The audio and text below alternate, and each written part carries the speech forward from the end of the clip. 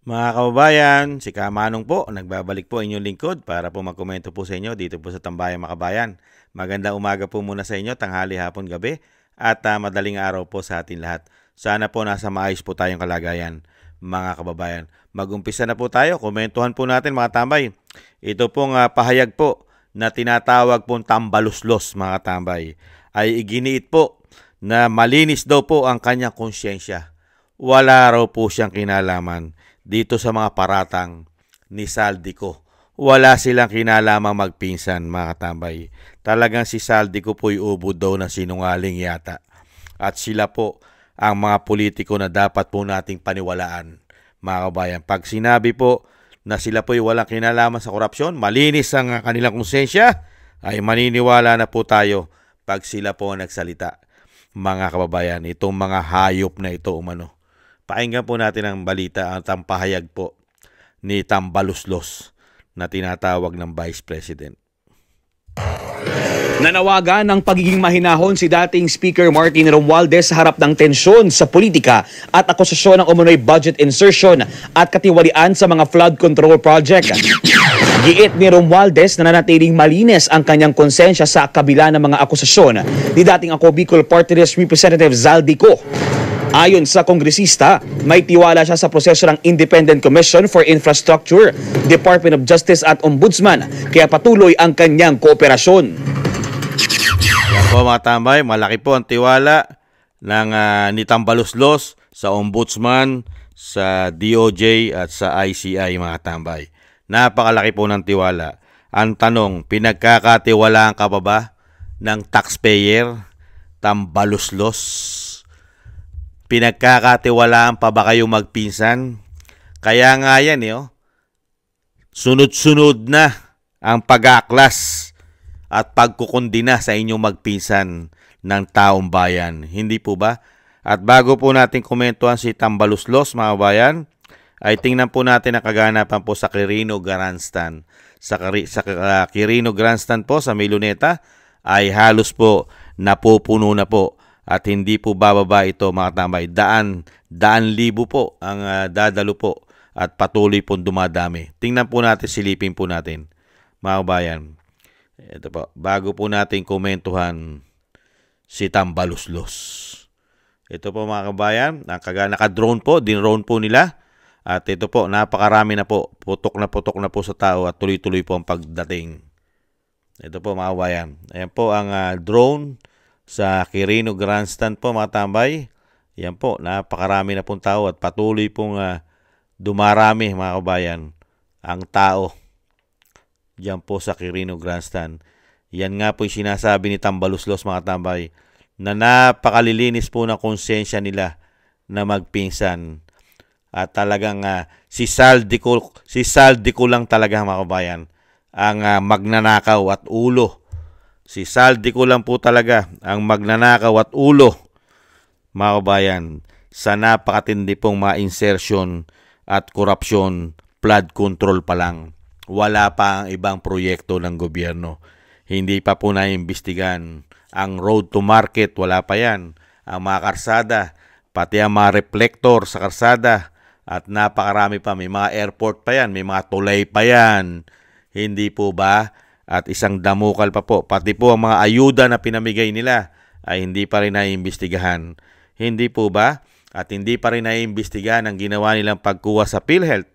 At wala pa rin investigasyon sa ginto sa Central Bank. Wala pa rin investigasyon sa Maharlika Investment Fund. Mga kabayan, wala pa rin investigasyon sa PDIC, SSS, GSIS, at pati sa issue ng loto. Wala pa rin. Wala pa rin investigasyon. Pero malilinis po ang kanilang mga konsensya. Iginiit po nila na malinis at wala silang nilalabag na pagnanakaw korupsyon sa mga Pilipino, sa ating buwis at sa mga inutang nila, mga kababayan. Nakita niyo po, kasi tiwalang-tiwala po si Tambaluslos sa Ombudsman, sa DOJ at sa ICI sa kanilang mga investigasyon na siya ay magiging malinis, kaya nga siya ay nakikipagtulungan dahil malinis po at malilinis po ang kanyang pagkatao ng Ombudsman, DOJ at ICI, mga kababayan. Malinis po. Kaya nga po mga tambay, pagka po mga kabayan, kung totoo po ang sinasabi ng demonyong ito umano, ito pong nagpaka-demonyo na ito, kung totoo po sinasabi nito, meron po bang mga rally? Meron po bang mga prayer rally? Meron po ba magaganap na prayer rally? Katulad po niyan, 3 araw. At napakarami na po nagdaan na rally na kinukundi na ang korupsyon. Mga kabayan, sino lang po ang nangurap? Sino po ang korap ngayon sa ating bansa? Si Saldico lang? Sinungaling ba si Saldico? Si Saldico na nga nagsasabi Di ba ano sabi ni Saldico? Siya po ay gustong umuwi.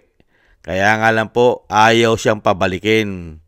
Ayaw pong pabalikin si Saldico ni Tambaluslos. Ano po sinasabi ni Saldico? Matagal akong hindi nagsalita. Ayan ang sinasabi.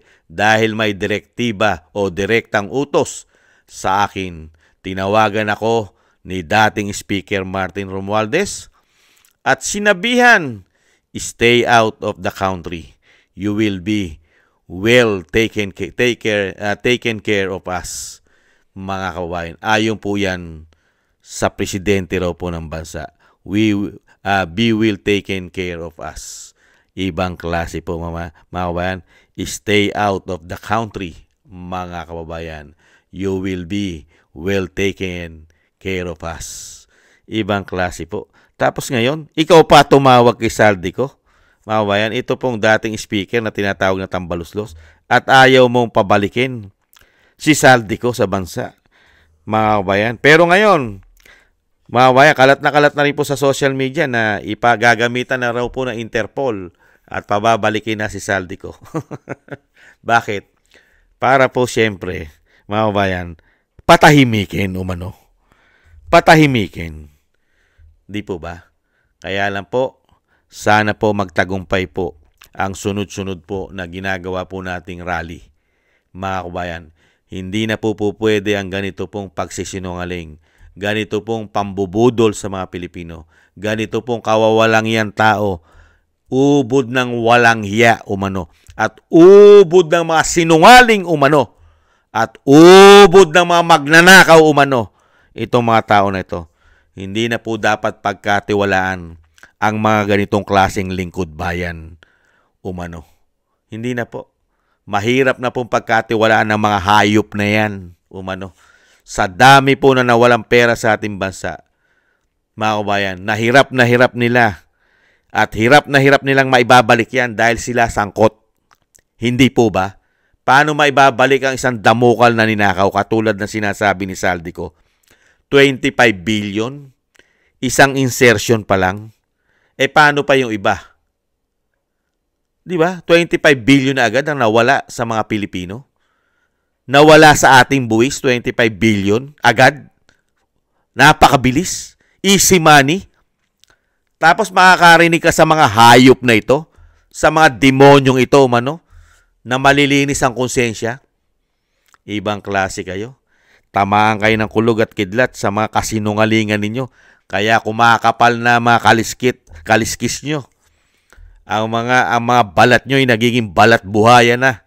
Hindi kaya? Ibang klase itong mga taong ito.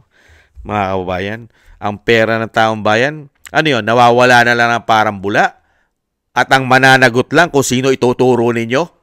Ganun po ba? Kung sino ang pagbibintangan nyo, ay maniniwala ng taong bayan na sila lang ang mga magnanakaw, kayo hindi. Unbelievable. Nagmumukha ka ng balyena umano. Ibang klase ka, nagmumukha ka ng baboy umano.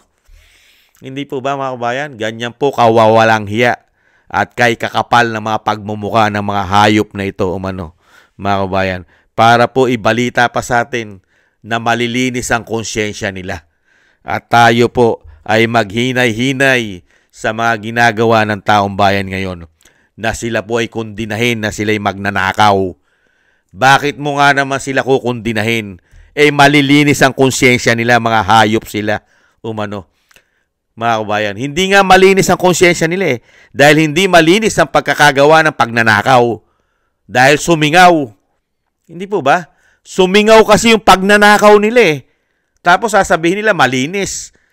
Paano lilinis ang konsensya mo? Kung sumingaw, nabisto ang mga pagnanakaw nyo, mga hayop kayo, umano. Hindi po ba? Dahil nagpakahayop talaga Hindi naman po masama sinasabi natin. Kung totoo naman talagang nagpakahayop sila sa kanila po mga pinagagawang pagnanakaw sa ating buwis, sa ating pera. Hindi po ba, mga kabayan? At ang nakakalungkot lang po, ang mga karamihang mga general, hindi naman lahat, ay nagpakahayop na rin.